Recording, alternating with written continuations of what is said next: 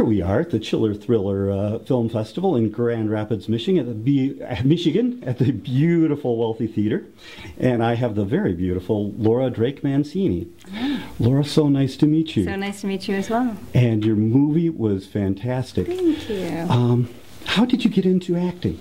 When I was really small, I used to do toothpaste commercials in the mirror. And Awesome. I feel like that's where it all started. My mom would come in and say, brush your teeth, and I'd be there going, and my hands are beautiful too, you know? Aww. So, yeah. So I started doing that when I was really small. And then from there, I started doing theater when I was about in 6th, 7th grade. I was a passerby, and when we did Scrooge, yes, I got to walk back and forth. I was very proud of that. And then from there, I started doing a lot of theater. I did theater all through my adolescence, and then into college. I went to UMass, Dartmouth, back on the East Coast, originally from Boston area. And Shout out to Boston and Yay, Dartmouth. Boston! Yes, I love the area. I go back as often as I can because I have family there. But I did over 20 some odd productions, musical, which I really cannot sing, but they still stuck me in those, and I was very loud and good at being that. So I did a lot of theater growing up and all through college, and then I figured, I really haven't done any film. I should go out to Los Angeles and give it a shot. So I moved out there in '99, and been there a long time now. But I really enjoyed it. Right away, I realized that film and theater were incredibly different mediums, and that acting for both, I'd be relearning everything, if anything, unlearning everything that I learned for theater. So I realized that you're not talking to the 50th row of a 1,000-person amphitheater, and that you didn't have to. They didn't have to. You didn't have to project that far. No, and that it took me a while to learn that I didn't have to say, and so there's a cow to the right of the stage. So I realized that. That basically you have to do very, very little, and and I learned a great deal about honesty and trust, and those are the two most important things with acting. Is that when you're across from another person, the only thing you really need to do is be honest. So all the information you're relaying, everything that you're saying to this person, is the truth, because an audience, the viewer, when they're looking at you, they can tell if you're lying, and it doesn't come across as well. It doesn't have an impact on the viewer. So I learned that was the most important thing I think I learned as an actor, is just to be honest. And so once I learned that, I started working more. I did a lot of student films through AFI and UCLA. I did a few little student projects and learned more about camera. I did some stand-in work on a number of feature films, which really taught me about camera, taught me about lighting, taught me about basically the hours in the day, what needs to happen within a certain period of time. I've been fortunate enough to do production work as well, and extras casting. So I feel like all of those different roles that I played, I've learned so much about the industry and had a much more of an appreciation for it. So it's been a great education. It's been a great 13 years in Los Angeles. You know, and this movie itself has been a privilege. I met Mike Judd over a decade ago. I was doing extras casting for a movie called Kicking and Screaming, and he was working in production, and we worked really well together. There was a lot of children on the set, and we had to keep track of their schooling and the hours they were on set. And he was my teammate. You know, we worked really well together. And 10 years later, I mean, he's been doing amazing things, and I've seen him grow in production. I've seen him grow as a director, and I was really excited to work with him on this and be a part of this with him. I had a great time as an actor on it. Very neat. Can you tell us a little bit about the movie? Yeah, the movie is about time travel, a science fiction film. You know, one of the things that's really impressive is the use of split photography, and where you have the same actor acting against themselves in a scene, which you realize in the first half they're actually not really talking to anybody. We're just talking to someone standing there, and then they have to know how they're going to react in the scene so that they can react to their reactions when they film those. So I didn't have to act opposite myself, thank goodness. I'm not a very good actor, so no. But it was. Oh, you're a brilliant actor. I can see that. But it was. You'll play a great psycho. Oh, thank you.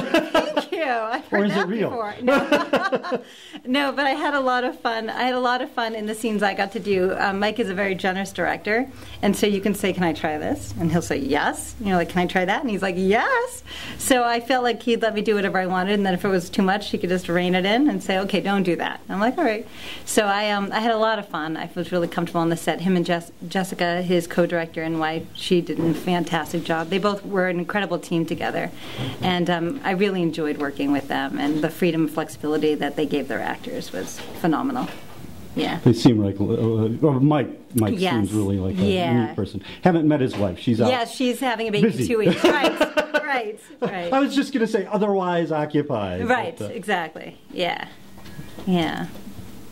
Now, I'd like to ask you, where do you plan on going from here? You know, future plans, goals, aspirations? Yeah, I love acting. I feel like it's definitely something that you learn a lot about yourself when you do it. But I'm segueing a little bit more into writing. I actually have, I've written a couple spec scripts for TV comedy, and I'm ideally hoping to get a job as a TV comedy writer.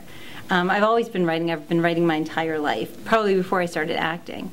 Really? Yeah. You wrote those commercials before you I did the toothpaste? I did. I mean, who else could say that their hands are beautiful because of the toothpaste, right? Absolutely. Yeah.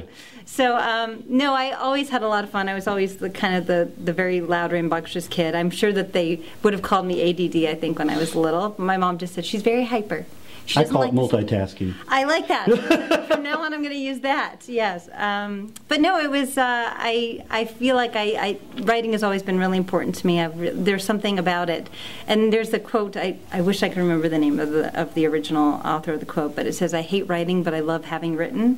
Mm-hmm. It's so true. When you're sitting there, you're like, "Oh my God, I don't want to do this." And when you start, once you just start doing it, right, it feels amazing. It really, really does. So, when I complete something and I read it and it makes me laugh, and I was like, "Oh gosh, that was great." So I want to write a lot more. I love doing it. I've joined a couple of writing groups where people appreciate each other's writing, and I still love to act. If projects come my way that I really can get on board with, and I still do commercials on occasion, and I really do.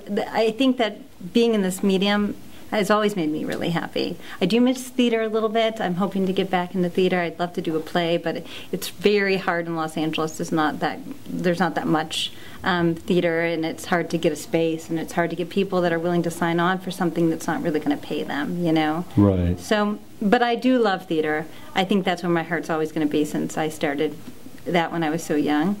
But I do appreciate the medium of film. I really do think it captures something in a person that nothing else can. So I love that as well. Cool. Yeah. So what would be your ideal role? My ideal role? That's a good question. You know what? I love. Sorry, I didn't warn you about this, but it just came to me while I was looking for you. You know what? I've done some dramatic things. I feel like that you get to know a lot about yourself. You can tap into something.